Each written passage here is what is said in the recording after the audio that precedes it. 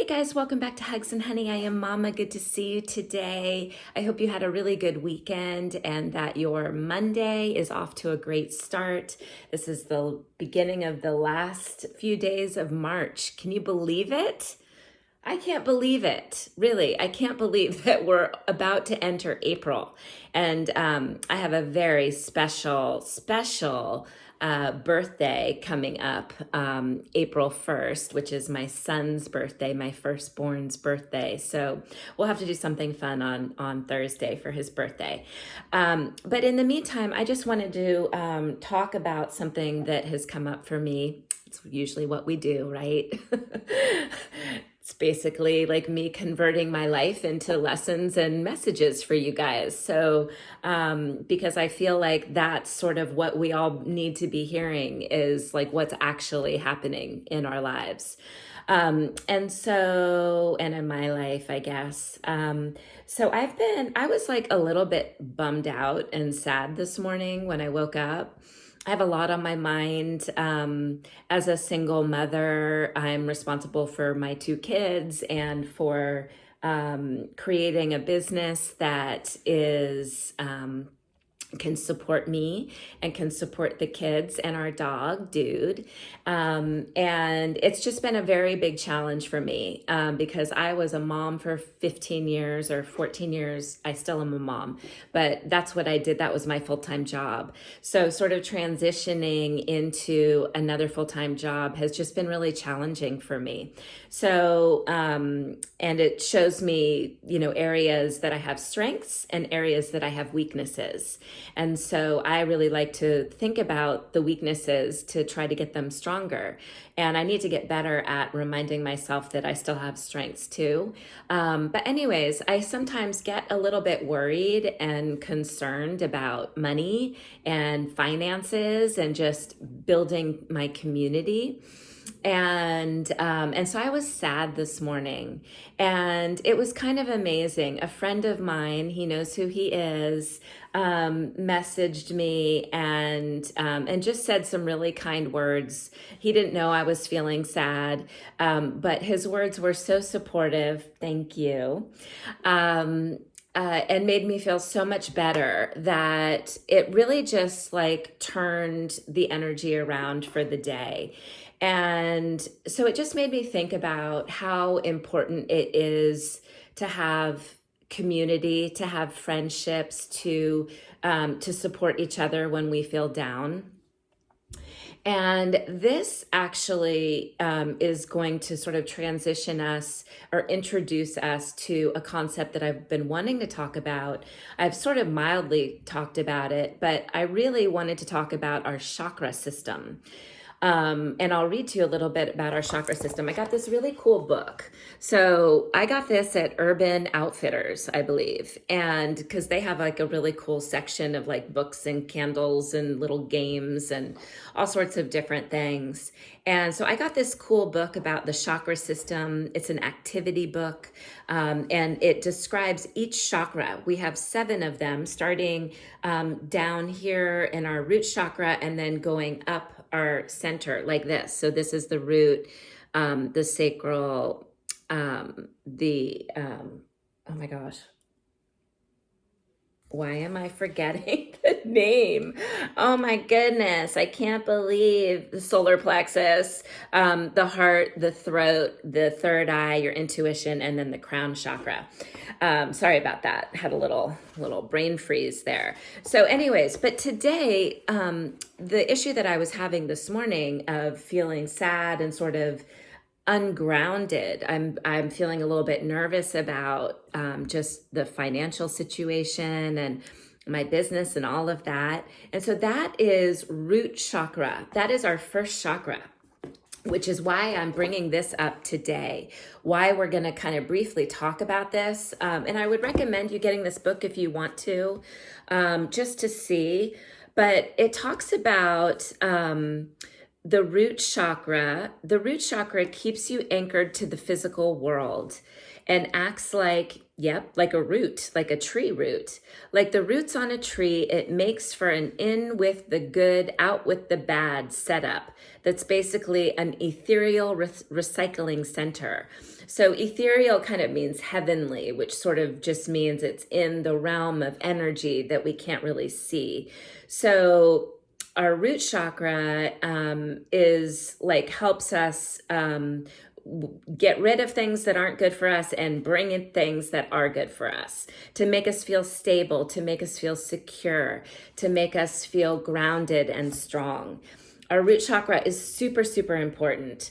In fact, every night when I go to sleep, I go on YouTube and they have root chakra like sound meditations, and I listen to that every single night, my root chakra, for like 3 hours when I go to sleep. So anyways, that's my own little ritual that I do.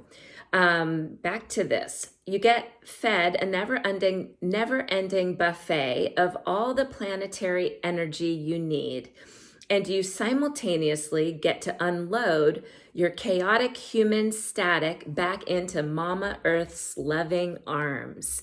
I like that. I like anything that says mama in it. This, of course, is the only situation in which dumping our garbage into the planet is totally acceptable. So in a lot of our other meditations, that is something that I guide us through, right? We pretend that our feet are roots. We go down into the earth. We pull up that beautiful earth energy that helps stabilize us and keep us calm and feel peaceful. And we bring it up to our root chakra, which is, at the lowest part, like like at the lowest part of our bodies, like between our legs, basically. And so when you think about when you think of the root chakra, picture your inner cave person. Your root craves connection to the planet and also connection to and celebration of your physical senses. So the feel of sand between your toes, the smell of salt in the air, the taste of, what is that? Ceviche? You guys know what ceviche is? It's fish cooked in lime and a little bit of salt sometimes, I think, and some other herbs. So it's sort of raw fish, but it's been cooked by the citrus of the lime, and it's amazing and delicious. It wants you to live in your body, and it wants that body to remember that it lives on the earth. Think Tarzan. Think barefoot dancers. I like that. Think anyone who's currently taking a pottery class, like where you can get your hands into the clay and really feel the earth. So these are all things that remind us of our root chakra, that help support our root chakra.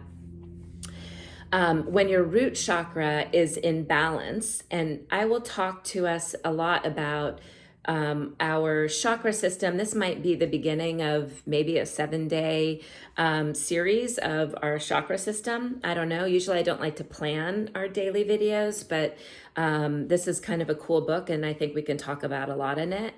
But when your root chakra is right, you feel safe, secure, and trusting.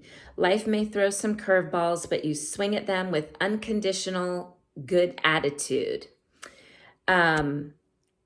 Unexpected parking ticket, you'll shrug it off, no problem. You know what? I'm lucky I haven't gotten more, will be your attitude. So when your root chakra is blocked, there's some depression and anxiety that rule the day. You spend sleepless nights worrying about money, health, and other basics, and disturbing days feeling like you can't get your act together.